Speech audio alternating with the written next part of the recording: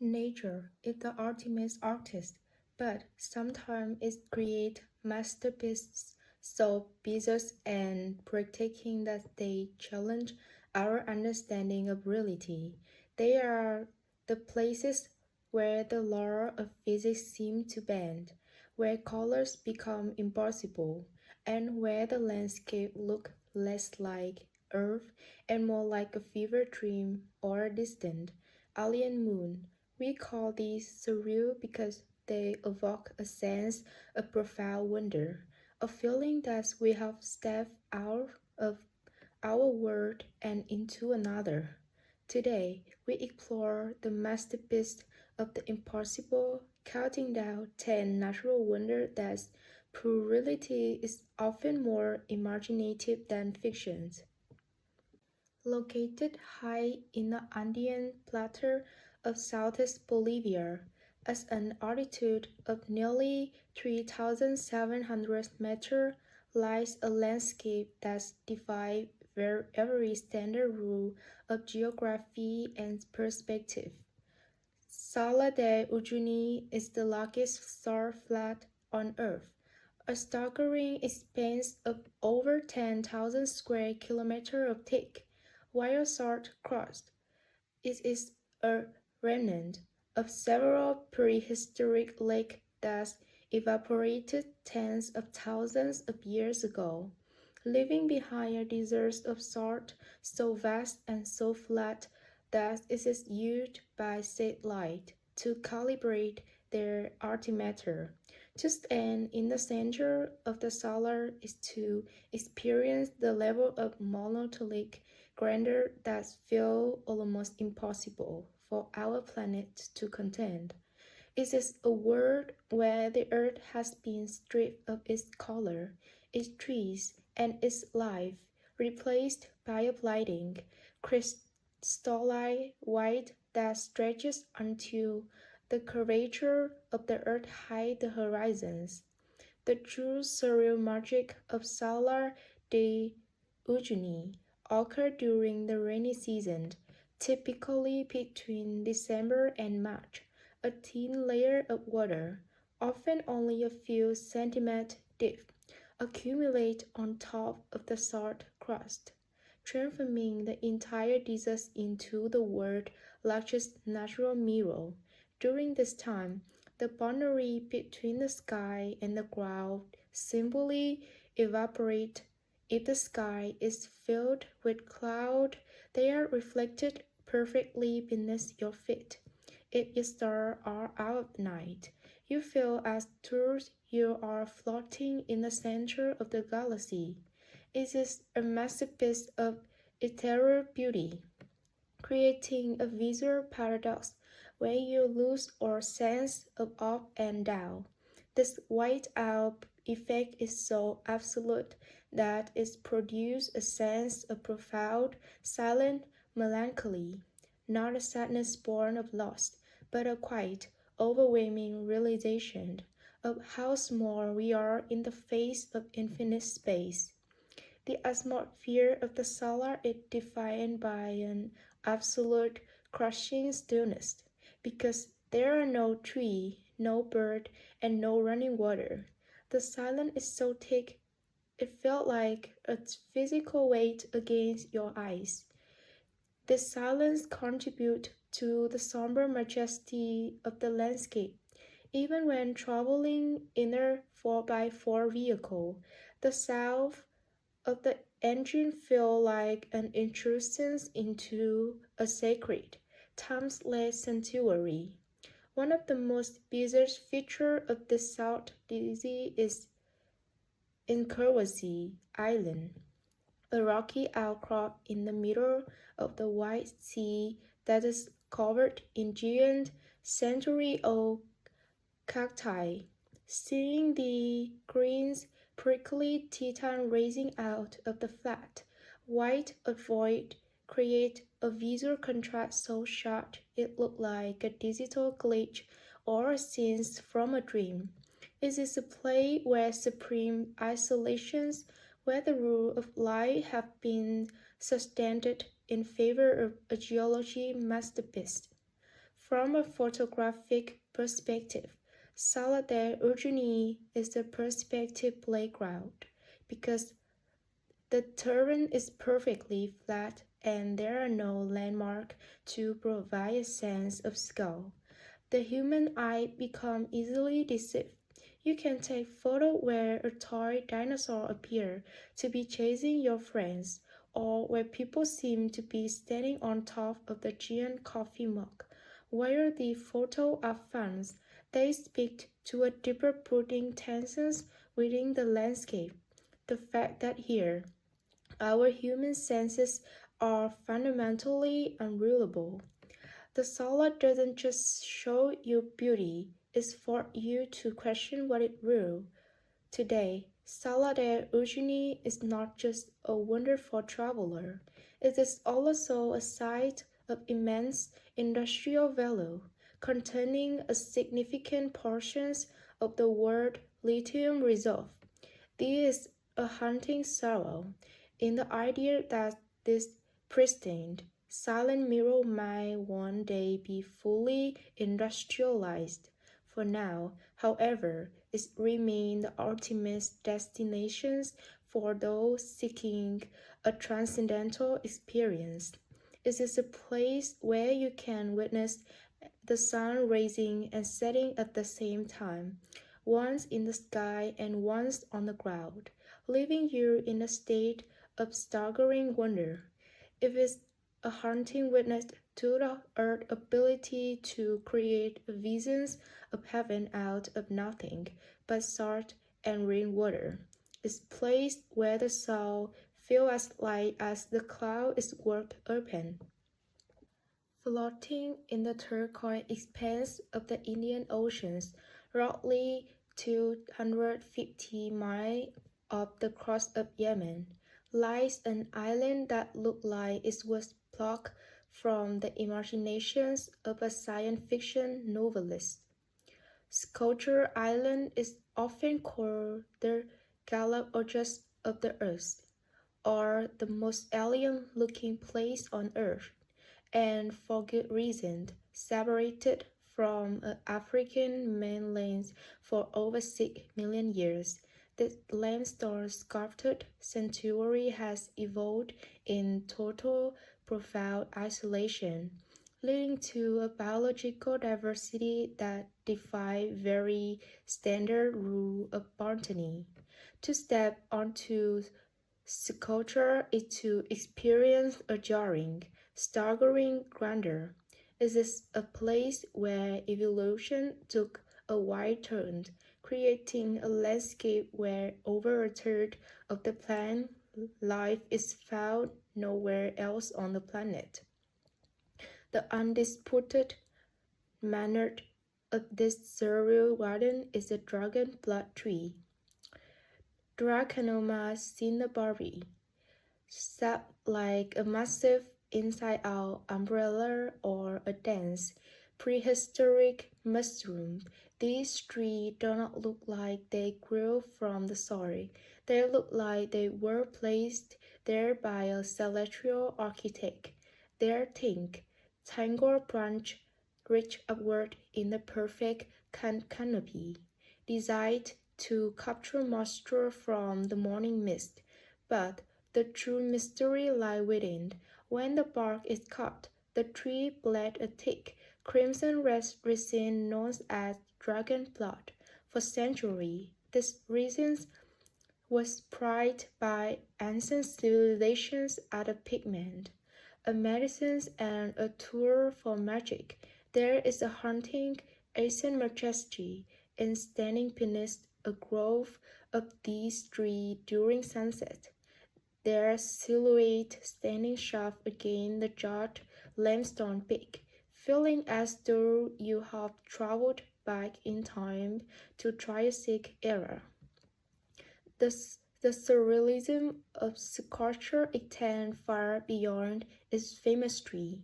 The island is also home to desert row, a bottle tree, a bulbous, frosty blend with chalk that look like blotted elephant leg, topped with delicate pink flower.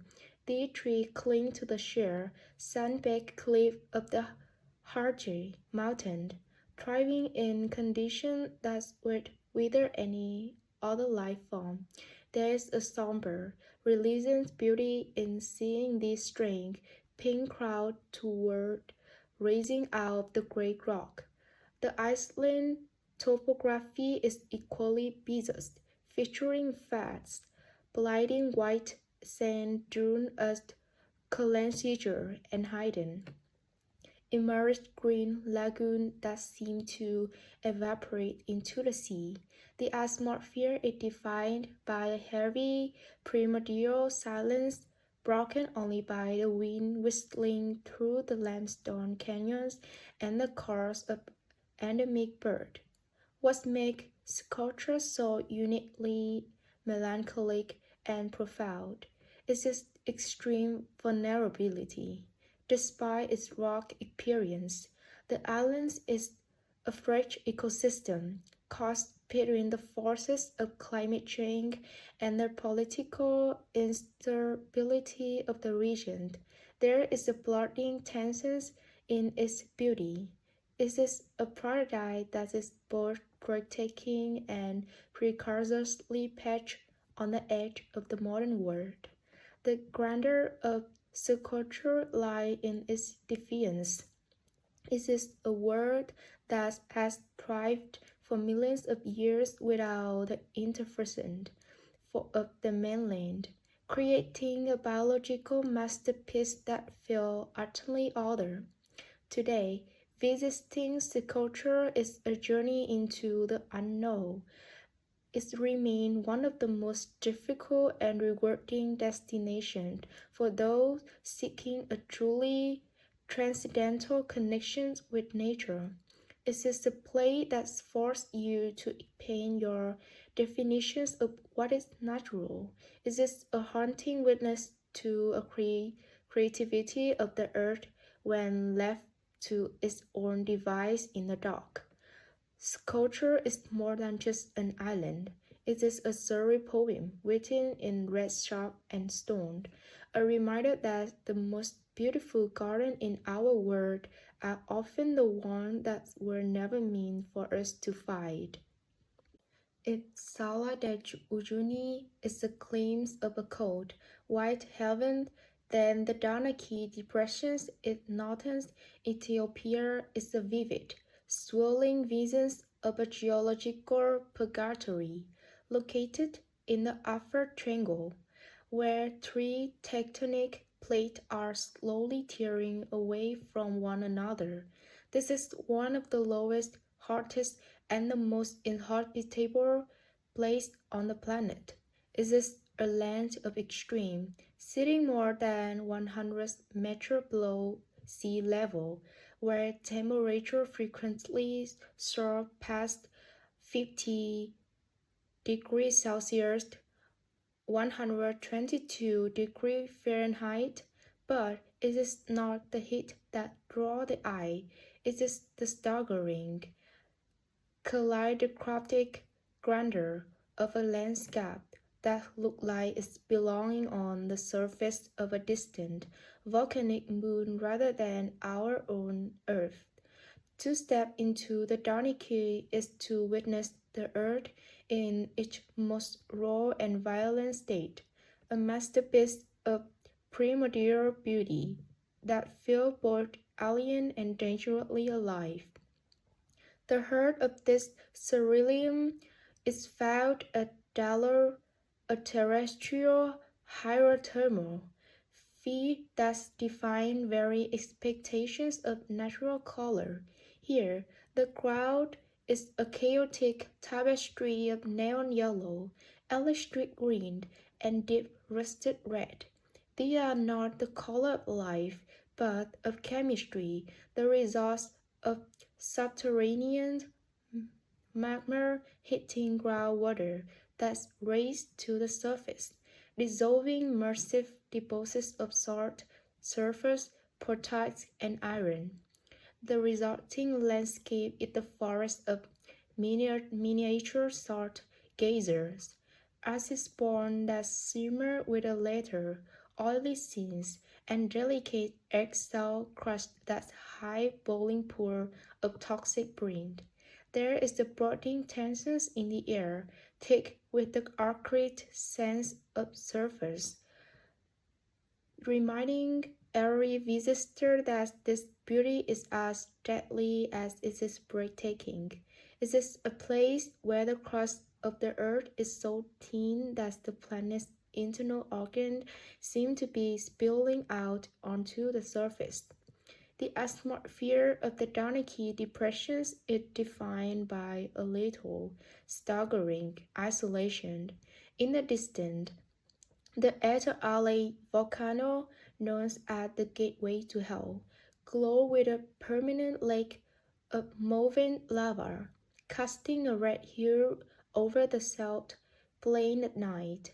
There is a profound, haunting melancholy in the sheer hostility of the environment. Nothing grows here.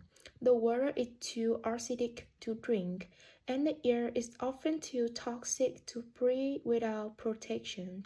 It is a world where the biological has evaporated entirely, replaced by a purely mineral existence. Yet, in the testament to human resilience, the Afro people have traversed this lane of death for centuries, carving blocks of salt from the earth in the process that had remained unchanged since ancient times. See their long camel caravans silhouette against a neon yellow horizon create a visual contrast that is deeply moving and utterly surreal. What makes Donaki so profoundly surreal is the sense of witnessing the beginning, or perhaps the end, of the world. Scientists study the extreme morphel microbe found in these archipelago to understand how life might exist on Mars or Jupiter moon. You're standing amidst the salt chimney and glowing pool. You feel as though you are a guest in the laboratory of a god. The grandeur of the sight lies in its absolute indifference to human life. It is the masterpiece of geological violence that dare not ask for our approval. It is a place of absolute stillness and hidden fury, where the earth is being reshaped in the real time. Today, the Donaki Depression remained one of the most challenging places on Earth to visit, requiring armed guard and specialized expeditions. It is a haunting witness to the power beneath our feet, a reminder that our step when world is merely a thin veil over a much more chaotic reality. It is a surreal poem written in ashes and fire, a place where the color of the rainbow have been repurposed to warn us of the planet's crushing power. It is the landscape that burned itself into your memory, leaving you with a lingering sense of wonder at the beautiful, terrifying complexity of the world we call home. Hidden in the mist-shrouded hinterland of the Hunan province lied a landscape so defiant of gravity and geological logic that it served as a primary inspiration for the floating Hallelujah mountain in James Cameron Avatar.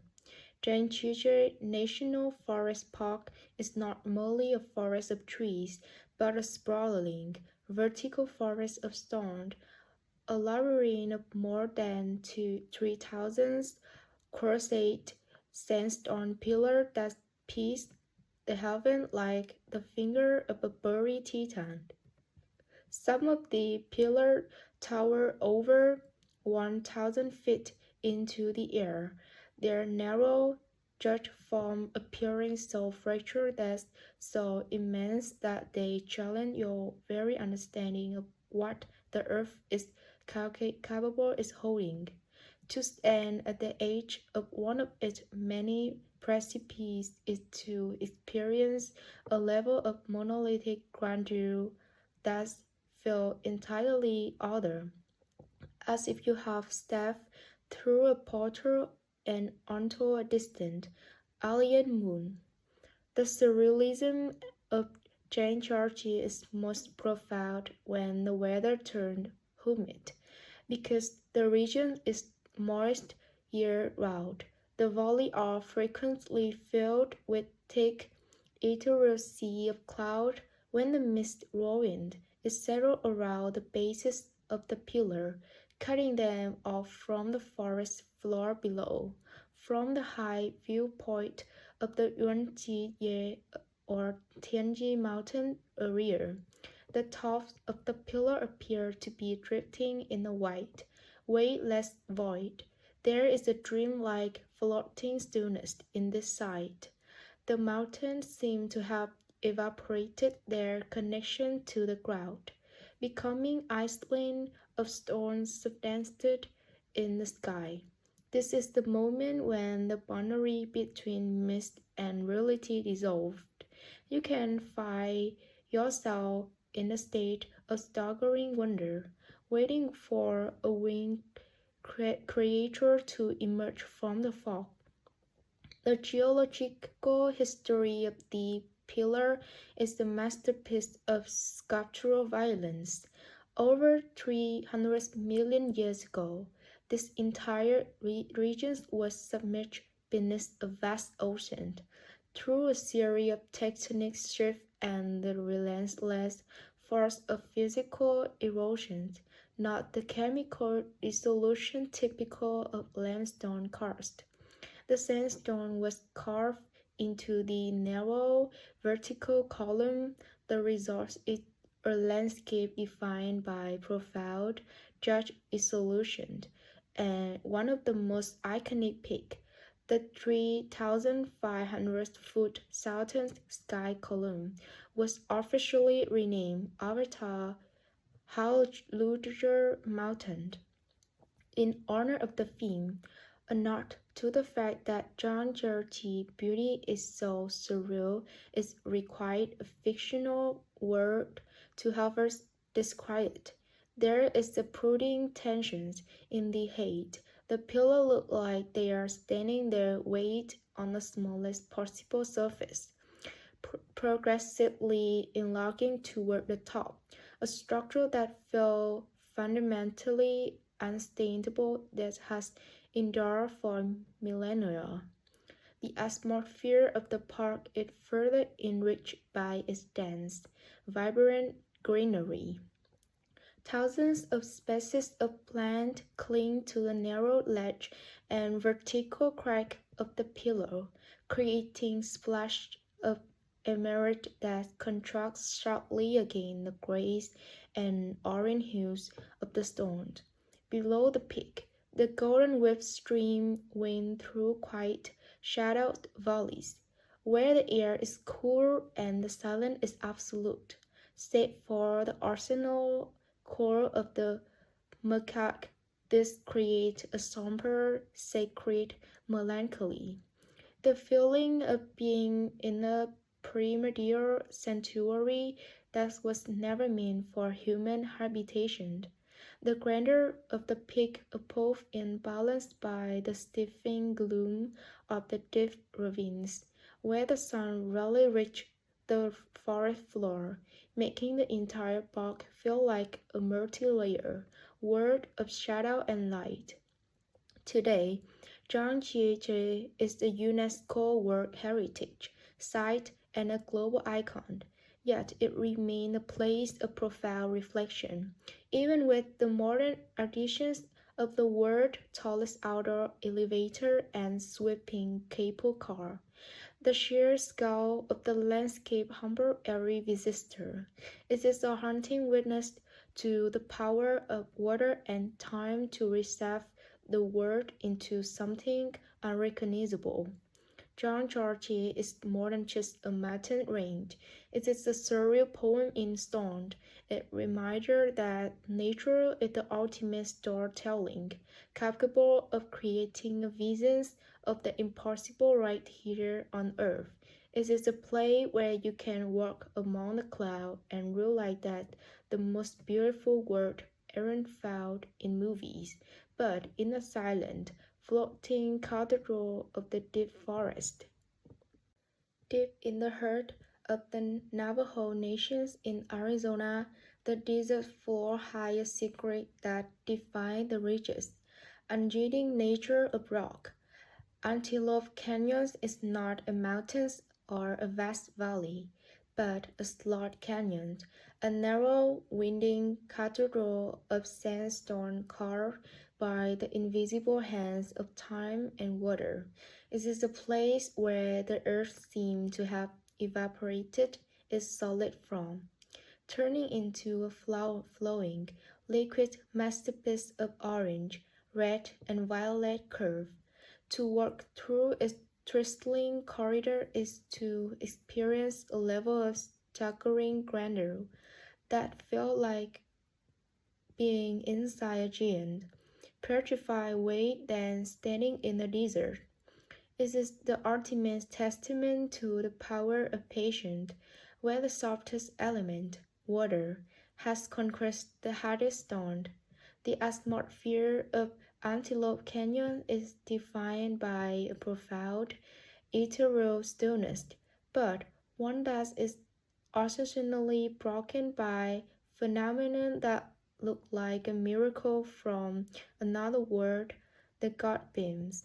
During the summer month, when the sun reached its zenith, shafts of brilliant light pierced the narrow opening at the top of the canyon, slicing through the darkness to illuminate the dust motes in the air and the swirling pattern on the wall.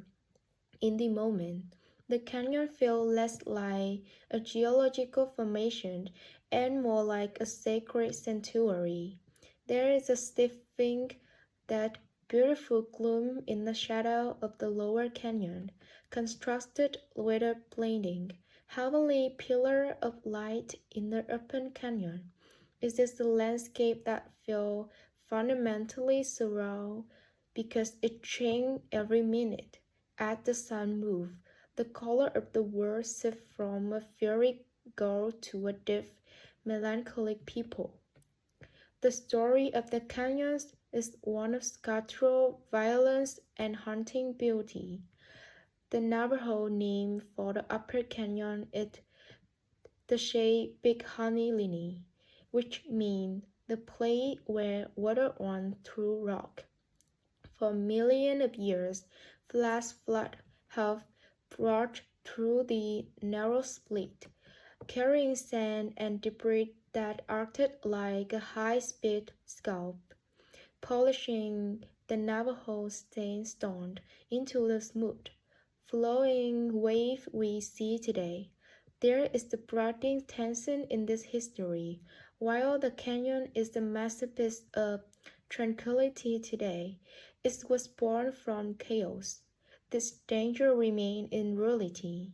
In 1997, a sudden flood reminded the world of the canyon leader power, claiming the life of 11 hikers. This somber reality adds a layer of respect to the site. It is a place of beauty that demands a price of constant vigilance. What makes Antelope Canyon so profoundly surreal in the way it manipulates our sense of space and time. Inside the narrow sections, the world is so close you can touch both sides, yet the ceiling reaches upward toward a sliver of blue sky that felt like years away. The pattern in the stone looked like frozen movement, as if the water was suddenly turned to silk and then to rock in a single instant.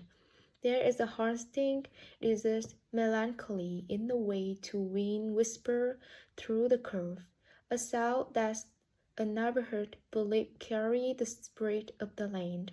It is a place that achieved a state of transcendental isolation, even when surrounded by other people, because the visual experience is so instantly personal and overwhelming.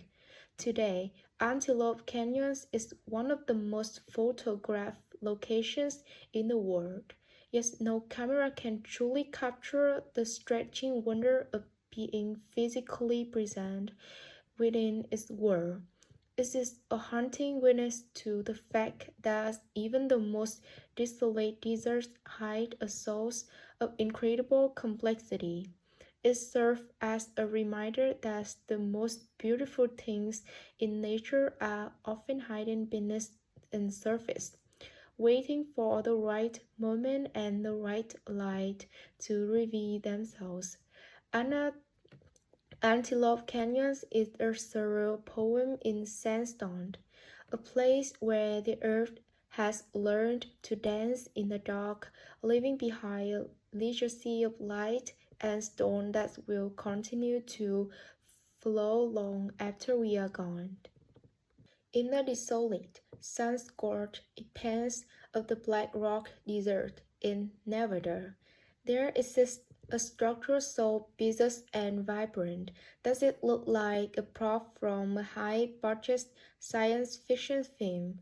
Fly Gazers is not a traditional wonder of the world. It is a beautiful mistake, a masterpiece of accidental collaboration between humans' error and the earth relentless geothermal energy. It stands at a multi-spout, technicolor monument that seems to have evaporated from a different dimension, piercing the flat, gray desert floor with a burst of neon color and alien shape. To witness it is to experience a level of staggering grandeur that feels entirely artificial. Yet every drop of water and every streak of color is a product of natural chemistry.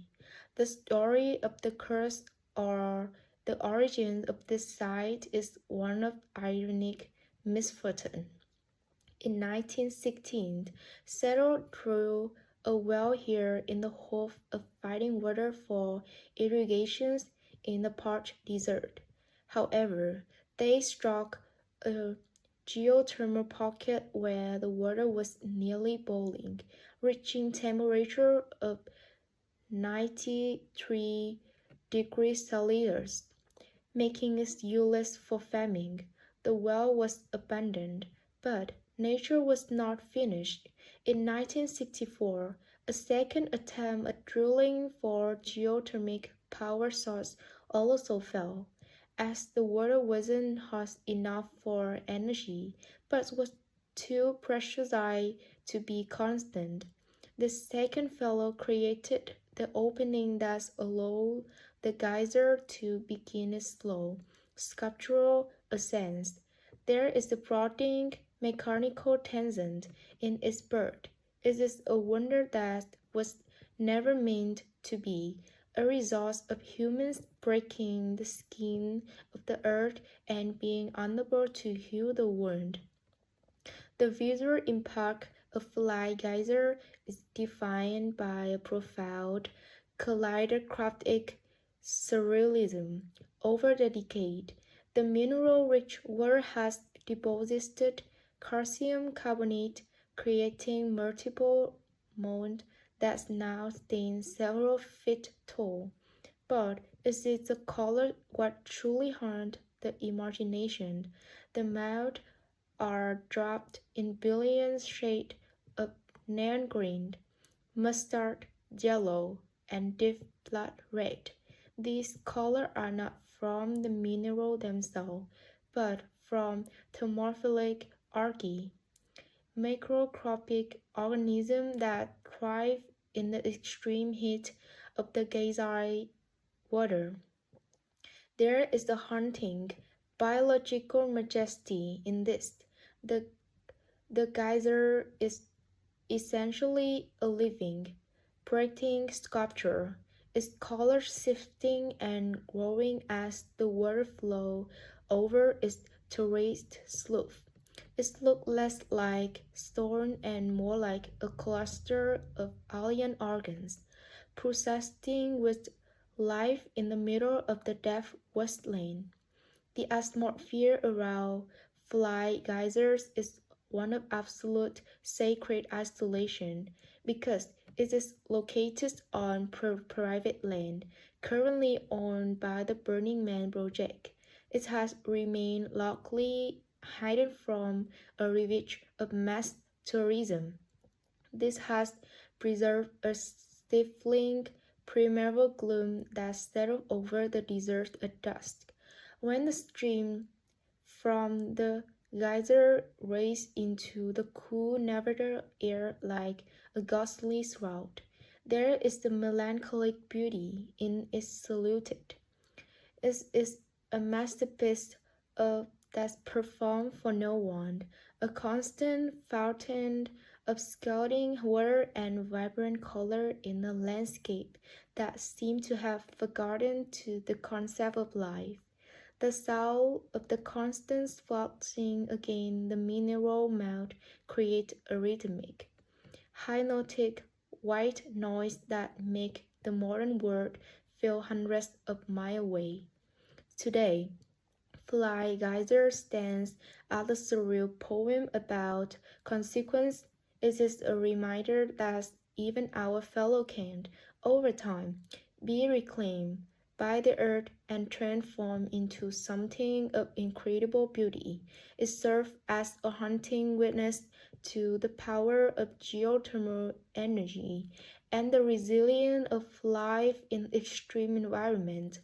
As you stand before this multicolored, sporting titan, the grandeur of this Occidental design forces you to rethink the boundary between the natural and the man-made. It is a place where the earth in the fire has found a way to paint the surface, leaving behind a legacy of light, heat, and color that remain one of the most visually jarring and beautiful anomalies in the world.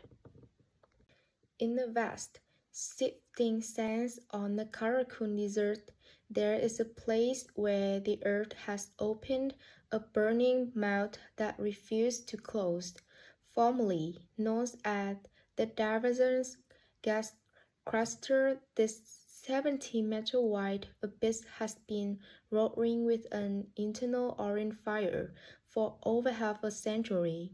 It is a sight of such staggering grandeur and apocalyptic beauty that it feels less like a natural landmark and more like a little glitch in the world's surface, a place where the boundary between our reality and the fairy underworld has simply evaporated.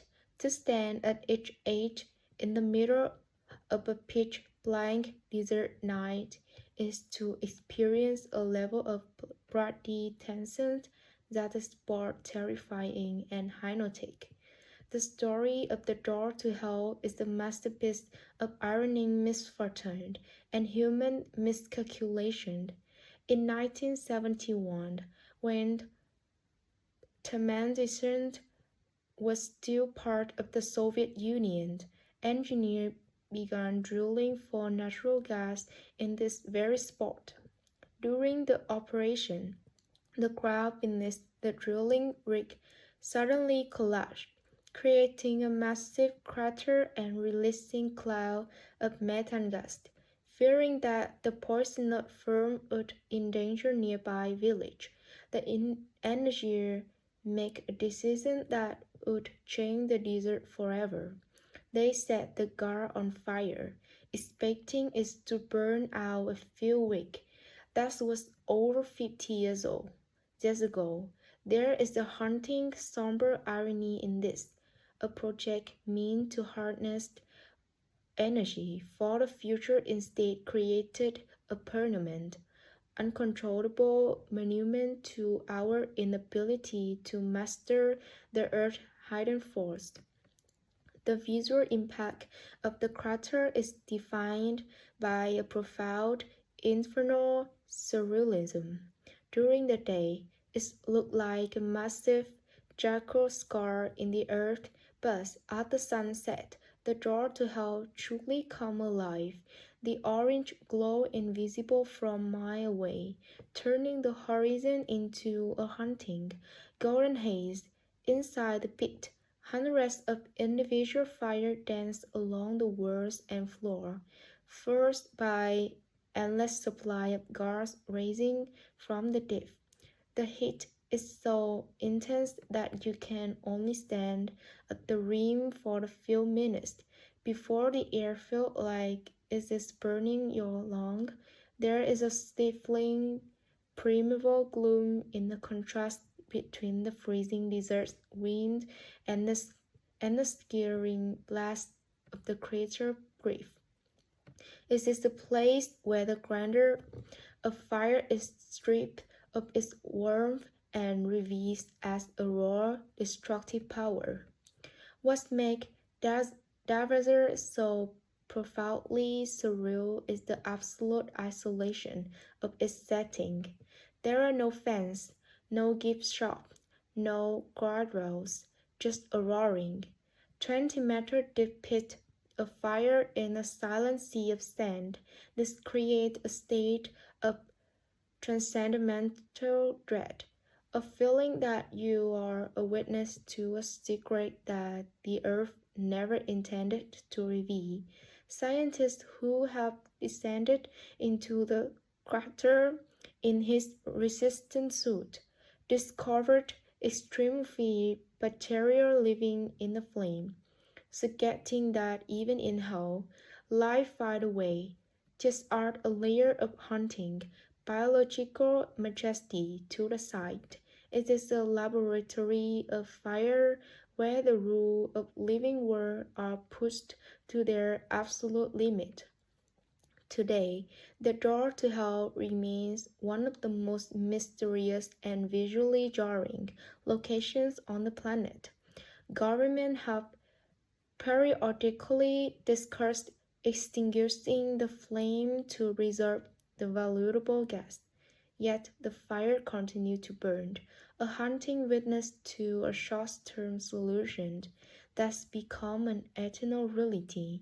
It serves as a surreal poem in metals and flame, a reminder that when we pierce the skin of the world, we may find things that we aren't prepared to put back.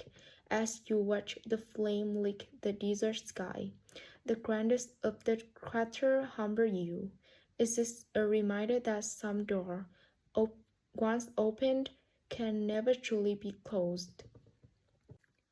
In the southwestern hill in Turkey, overlooking the Kurusku Valley, lie a site so blindingly white and structurally impossible that it seemed to have evaporated from a dream of the god. Pamukkale, which translates literally to Karsten Castle, is a geological masterpiece composed of cascading forest white, travertine terrace and vibrant turquoise thermal pool. From a distance, it looked like a massive frozen waterfall or a mountain made of soft, fluffy wood, but up close it revealed itself as a hard, crystalline sanctuary of stone. It is a place of ethereal grandeur where the earth has used flowing water and mineral to sculpt a staircase that led directly into the sky. The surrealism of Pamukkale is driven by a unique chemical process that has been active for millennia. 17 hot springs, with temperature ranging from 35 degrees Celsius to 100 degrees Celsius, emerge from the earth saturated with calcium carbonate. As the water flows over the edge of the planet and cools, it releases carbon dioxide, leaving behind deposits of white calcium that harden into the iconic terrace. There is a dream-like flood stillness in the pool. The water is so clear and blue that it creates a jarring contrast against the stark, snowy white of the stone. To walk barefoot across the terrace is as is required to protect the site. Is to feel a profound sensory paradox. Your eyes tell you that you are walking on ice or cloud, but your feet feel the warmth, texture, and praise of ancient mineral deposit. The atmosphere of the site is enriched by a somber historical majesty. Built directly on top of this white wonder are the ruins of Hierapolis, an ancient Greco-Roman spa city. The ancients believed the water of Pamukkale possessed miraculous healing power, and they built a city of marble and gold to honor them. Today, the ruin of amphitheater, temple, and massive sarcophagi stand as silent sentinel overlooking the white slope. There is a haunting, melancholic irony in seeing the crumbling Roman column submerged in the antique pool, often called Cleopatra pools, where the warm, effervescent water pumps over the fallen marble. It is the place where the garden of human architecture has been reclaimed by the grandeur of natural mineral growth, creating a stiflingly beautiful gloom that bridges the gap between the living and the dead. What makes Pamukkale so profoundly surreal is the way it manipulates light. At sunset, the white terrace acts as a giant canvas, catching the orange, pink, and deep purple of the turquoise sky and reflecting them back in the still pool. In the moment, the Cotton Castle looked like a landscape from a different planet, perhaps a moon made of opal. There is the brooding tension in its preservation for years. The site was threatened by hotel constructions and pollution, but a massive UNESCO effort has restored much of its origins. Pristine glow. It remains a haunting witness to the fact that the earth can be both a delicate artist and a monumental builder. Today, Pamukkale stands as the surreal poem in calcium and light, a reminder that nature does not always need green trees or blue oceans to be beautiful. It serves as a transcendental bridge between the geological past and the historical present. As you stand on the white crest of the mountain, looking out over the valley below, the grandeur of the sight humbles you. It is a reminder that the world is capable of creating castles far more magnificent than anything built in King. Deep beneath the rolling green hills of the North Island of New Zealand lie a subterranean world that challenges our very perceptions of the night sky.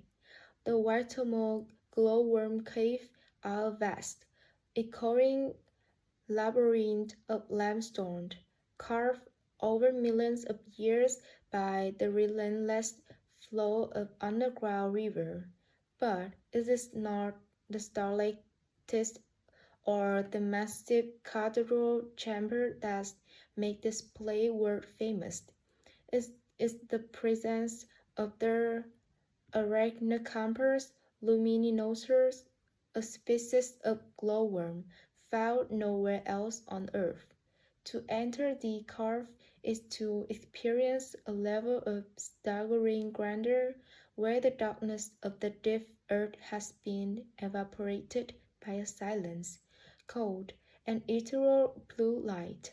It is a masterpiece of subterranean surrealism, a place where you can soar into galaxy that has never seen the sun. The appearance of Waitomi is defined by a profound spectral stillness. As you board a small boat and drift silently into the glow-worm grotto, the guide insists on absolute silence, not just to avoid disturbing the creature, but to preserve the haunting atmosphere of the space. As your eyes adjust to pitch black, the ceiling above begins to shimmer with thousands of tiny, glowing darts of bioluminescence. The effect is so absolute that it creates a visual paradox. You know you are hundreds of feet underground, yet your brain tells you that you are drifting through the furthest reaches of deep space. There is a dream-like floating melancholy in the sight. The blue light is soft, cold, and constant, reflecting off the still water of the underground river until you are surrounded by light in every direction. The science behind this starry underworld is a masterpiece of biological irony. The tiny creatures are not actually worms, but the larvae of a specific type of granite.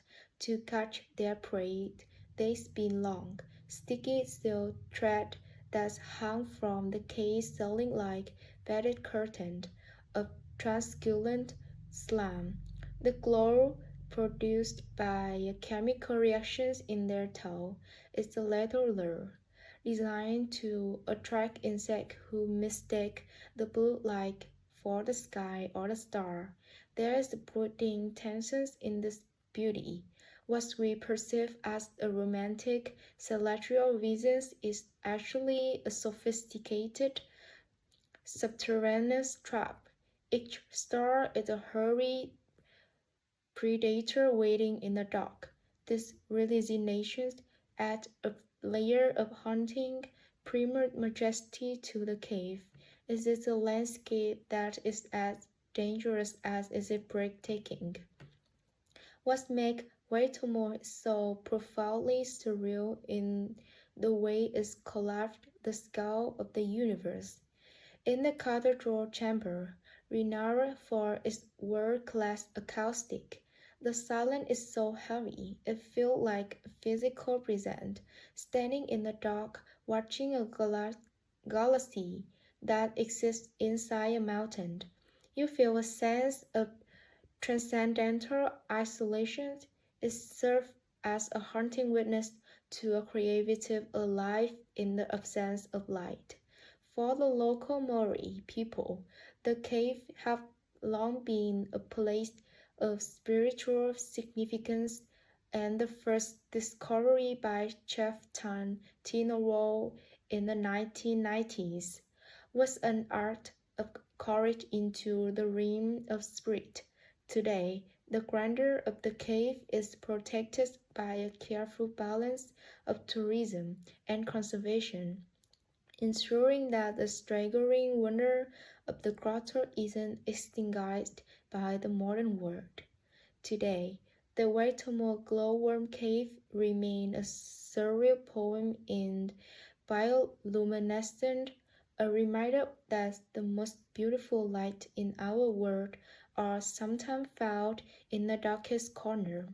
It is a play that humbles the human ego, showing us that even without us, nature has built a cathedral of light that reveals the stars themselves. As you exit the cave and return to the surface, the real sky often feels a bit less magical, a bit less intimate. It is a haunting experience that lingers in your mind, a reminder that the earth still holds secrets that are literally out of this world. At the pinnacle of our list lie a wonder so vibrant and so fleeting that for most of the year it remained completely invisible, tucked away in the remote Sierra de la Macarena National Park in Colombia. Cano Cristale is often called the River of Five Colors or the Liquid Rainbow. It is a place where the aquatic world seemed to have evaporated its ordinary transparency, replaced by a swirling, living tapestry of red, yellow, green, blue, and black. To seize at its peak to witness a level of staggering water that felt less like a river and more like a masterpiece of psychedelic art painted by the earth itself. It is the world where nature has abandoned or restrained, creating a vision so surreal it challenges the very limits of our color palette. The secret to this liquid surrealism lies not in the water itself, which is crystal clear, but in the unique anemic plant-colored Macarenia clavijera. For most of the years, the river looked like any other, but during the brief winter between the wet and dry seasons, usually from July to November, the water level reached a perfect balance of depth and sunlight. In this moment, the Margariner clavijera bloomed in a riot of brilliant crimsons, combined with the yellow and green sand, the blue reflection of the sky, and the deep black of the ancient rock. The river transformed into a flowing rainbow. There is a profound, ethereal beauty in this transition. It is as if the river has suddenly found his voice and begun to sing in a language made of light and color. The atmosphere of Canal Crystal is defined by a heavy, primeval isolation because the river is located at the intersections of the Andes, the Amazon, and the Orinoco basins. In sit in a biological dead zone where the weather is almost entirely devoid of nutrient and feast. This lack of life allows the water to be perfectly transparent, creating a hauntingly still environment where the vibrant plant appears to be floating in midair. There is a sleeping judge gloom in the surrounding forest, but the river itself is a burst of lighting energy. To stand on its bank is to experience a sense of transcendental wonder, a feeling that you are witnessing a miracle that exists for only a few months before returning to the shadow of the jungle. The history of the river is a masterpiece of somber resilience. For decades, Cano Crystal was effectively locked away from the world due to the presence of guerrilla groups in the region, making it a place of brooding mystery and danger.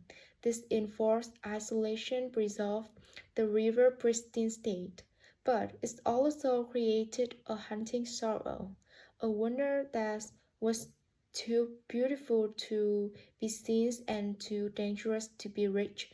Today, the curse of conflict has lifted, and the river has become a symbol of Colombia's rebirth. However, there is a lingering tension in its preservation. The Macarena clavijera is incredibly delicate, and even a slight change in the water acidity or human contact can destroy the rainbow forever. It is a wonder that exists on a knife edge. What makes Cano crystallized the definitive one surreal wonder as if its absolute uniqueness. There is no other river look is on the planet. It is a play where the earth has decided to show it what happens when the mundane is pushed into the extraordinary. The grandeur of the sight is not found in its size, but in its impossibility. It serves as a haunting witness to the fact that the most incredible sights on our planet are often the most fragile, hidden away in corner of the world that demand our respect and our protection. It is a surreal poem written in flowing water, a reminder that nature is capable of a level of creativity that can leave Earth breathless and silent. Today, Cano Crystallis stands as liquid testament to hope as you watch the crimson plants sway in the current, looking like fire burning underwater. The profound beauty of the sight humbles you. It is a reminder that the world is still full of secret, and that sometimes if we are patient and the light is just right, the rainbow will descend from the sky and follow through the heart of the earth.